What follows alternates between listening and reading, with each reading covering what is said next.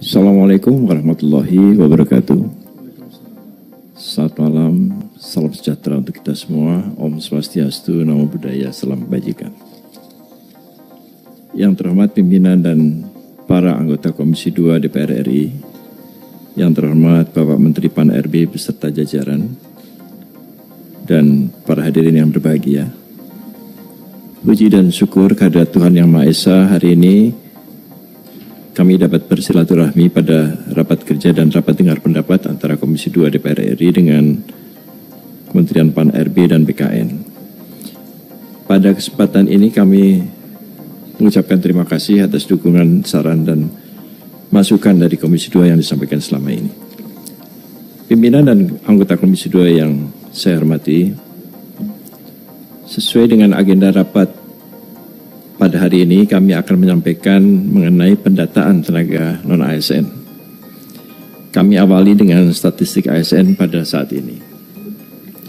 Kalau kita melihat statistik ASN pada saat ini, jumlah PNS ada 3,9.556.018 orang. Sedangkan PPK yang sekarang ini sudah bekerja, sudah ditetapkan nomor induknya sebesar 359.163. Dari jumlah total itu, 54%-nya adalah wanita, sedangkan 46% adalah pria.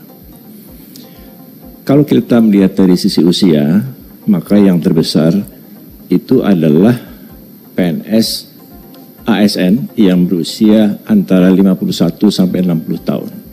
Ini bulknya, jumlahnya paling besar, 1.494.994 orang. Pendidikan ASN, kalau kita melihat SD, SMP, SMA ini juga masih banyak. Jadi dalam ASN ini, yang SD masih ada 16.329, yang SMP juga masih ada 32.563. Kemudian yang pelaksana ini juga masih besar. Jadi 38% dari total ASN kita adalah pelaksana. Jadi ini gambaran ketimpangan yang ada dalam statistik ASN kita. Berikutnya. Ini adalah sebaran untuk tenaga guru dan tenaga kesehatan yang sekarang ada. Jadi semakin gelap warnanya itu semakin banyak. Jadi kalau kita lihat tenaga guru di Jawa dan tenaga kesehatan di Jawa itu jumlahnya lebih besar. Akan tapi ini bukan berarti ketidakseimbangan. Karena kalau kita melihat jumlah yang gelap di Jawa itu melayani lebih banyak orang daripada misalnya jumlah yang terang di Papua. Kalau di Jawa ASN itu melayani satu orang ASN 50 sampai 70 orang. Sedangkan di Papua hanya melayani 10 orang. Jadi ini bukan berarti ketidakseimbangan, tapi distribusi yang memang tergantung dari jumlah populasinya. Berikutnya. Ini tadi sudah disampaikan oleh Pak Menteri. Jadi dari awal tenaga honorer K2 itu 648.462. Kemudian pada 2013-2014 sudah ditetapkan NIP-nya 194.830. Ini merupakan kesepakatan pemerintah dengan DPR pada waktu itu untuk menerima sepertiganya. Jadi angka itu adalah angka yang telah disepakati bersama. Di tahun 2018 masih ada sisa yang ditetapkan NIP-nya sampai tahun 2020. Jadi ada sisa tenaga honorer K2 410.010 orang. Nah kemudian pada tahun 2021 juga telah diterima tenaga honorer K2 yang mengikuti seleksi P3K guru. Jadi ada 51.492. Dari yang mengikuti itu, yang lulus passing grade-nya ada 31.050 orang. Sedangkan yang ditetapkan NIP-nya 30.001 orang. Nah, jadi sisa tenaga honorer K2 saat ini ada 378.880 orang. Berikutnya. Nah, kalau kita melihat tren pensiun dan penerimaan, maka memang pemerintah masih memegang zero growth. Tapi zero ini tidak nol persis. Jadi masih ada secara keseluruhan ASN kita masih tumbuh 2,1%. Ada tambahan 22.481 orang yang masuk dalam kurun waktu 2014 sampai 2021. Berikutnya lagi. Nah, ini adalah pendataan yang sekarang ini kita lakukan. Jadi pada penutupan pendaftaran pada tanggal 22 Oktober, jumlah yang terdaftar ada 2,421 juta orang. Tenaga honorer K2-nya ada 180.797 orang. Ini memang akan menjadi pertanyaan, kenapa angka 378.000 itu yang mendaftar tenaga honorer ada 180.797. Ini kami belum melakukan analisis, hanya melihat data saja. Jadi ada diskrepansi data sekitar 200.000 orang di sana. Sedangkan non-ASN ini adalah tenaga honorer yang baru yang tidak terdapat dalam database, itu jumlahnya 2.240.303. Yang melakukan pendaftaran itu 67 instansi pusat dan 533 instansi daerah. Kemudian pada tanggal 31 Oktober kami minta penyampaian surat pertanggungjawaban mutlak setelah uji publik yang telah menyampaikan 55 instansi pusat dan 425 instansi daerah, sedangkan yang belum menyampaikan ada 112 pusat dan 108 daerah.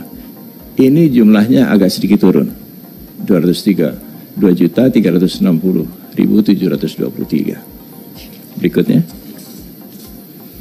Nah, kalau kita lihat data-data tersebut berdasarkan pendidikan, maka yang pendidikannya SD SMP itu dari data yang belum ada SPTJM-nya ada 837.262.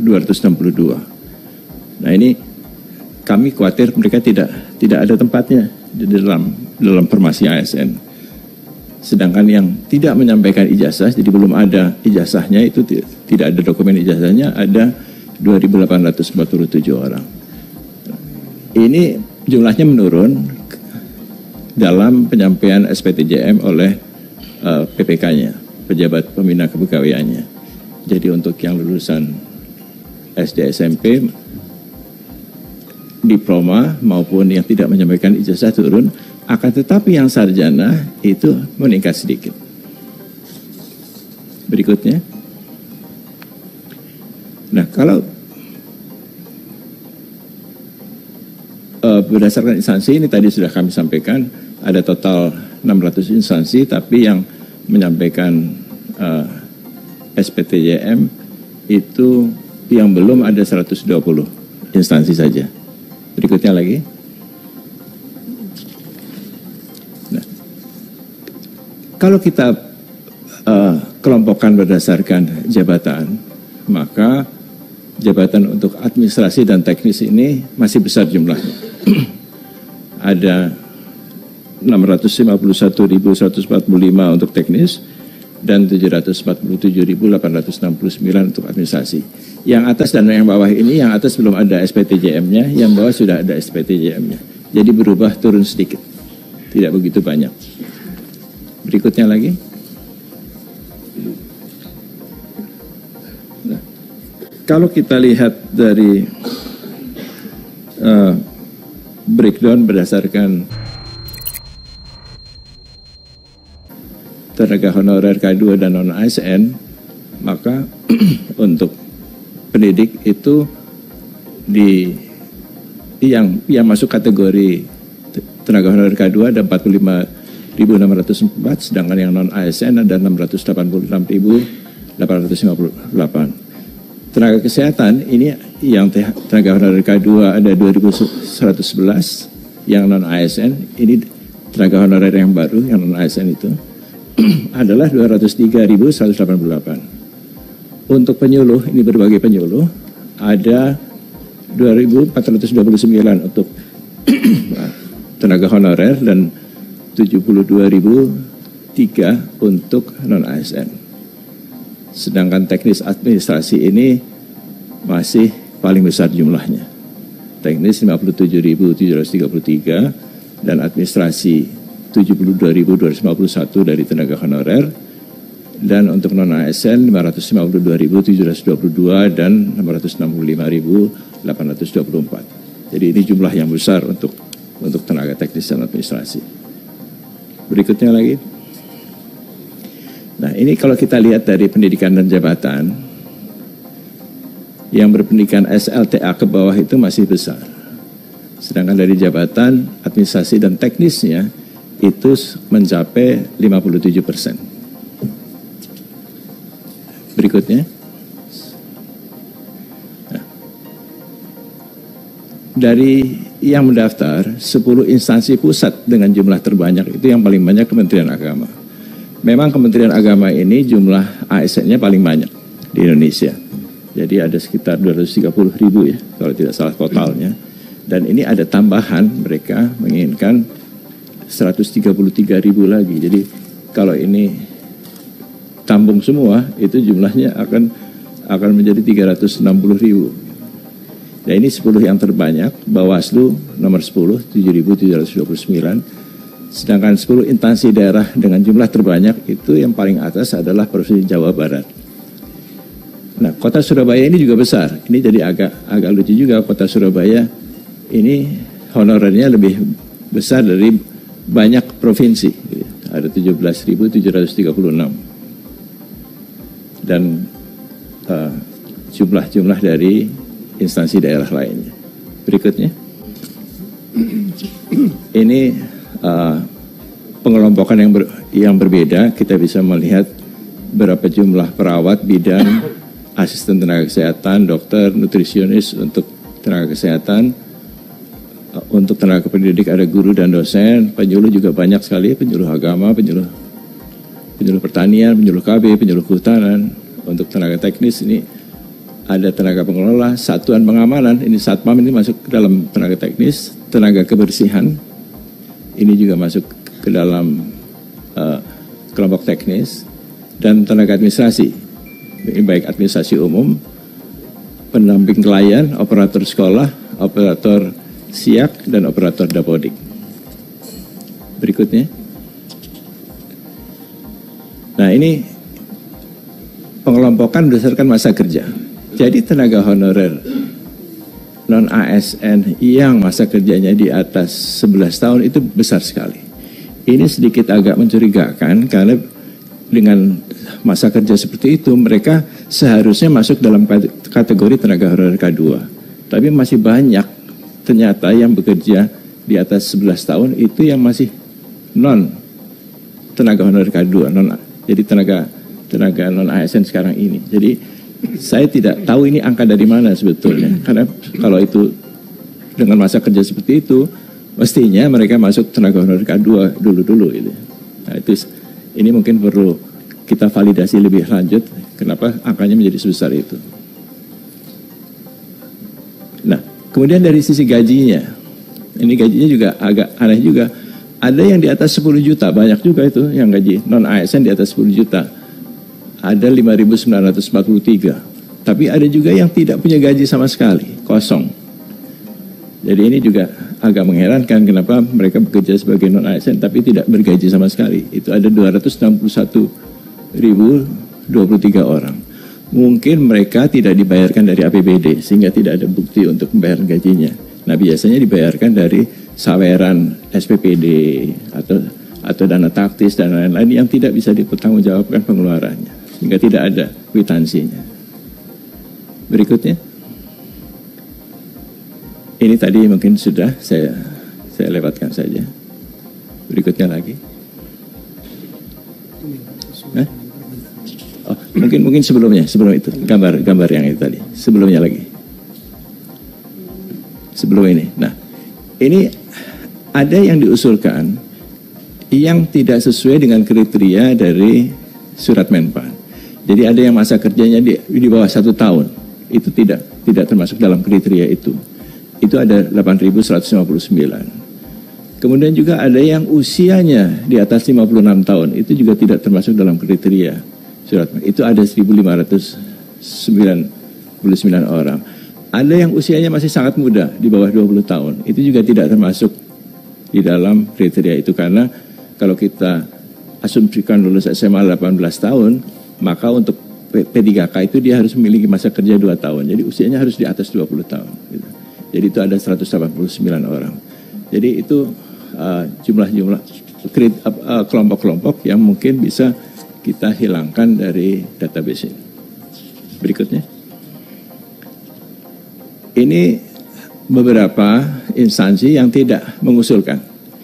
Jadi di pusat ini ada 14 instansi, sedangkan di Papua, bukan di Papua Barat, di Papua 4 provinsi, sekarang menjadi 4 provinsi, waktu itu hanya 1 provinsi, itu tidak mengusulkan karena tenaga honorernya sudah mendapatkan formasi P3K secara khusus tahun lalu. Jadi sekarang ini sedang tes mereka, dan karena mereka sudah ikut tes semua, maka tidak memiliki lagi tenaga honorer. Berikutnya, yang terakhir. Nah, dari data itu kami melihat banyak data yang belum sepenuhnya menggambarkan data sebenarnya. Banyak yang mungkin merekayasa data itu.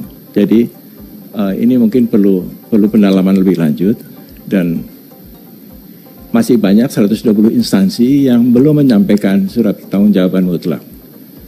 Kemudian banyak juga instansi-instansi yang walaupun datanya sudah kami sampaikan tidak memenuhi kriteria, tapi tetap saja diusulkan.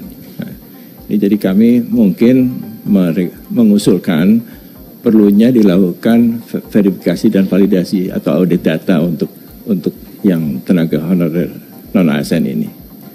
Saya kira demikian Bapak Pimpinan, anggota Komisi 2 yang terhormat yang dapat kami sampaikan, dan atas perhatiannya kami ucapkan terima kasih. Assalamualaikum warahmatullahi wabarakatuh.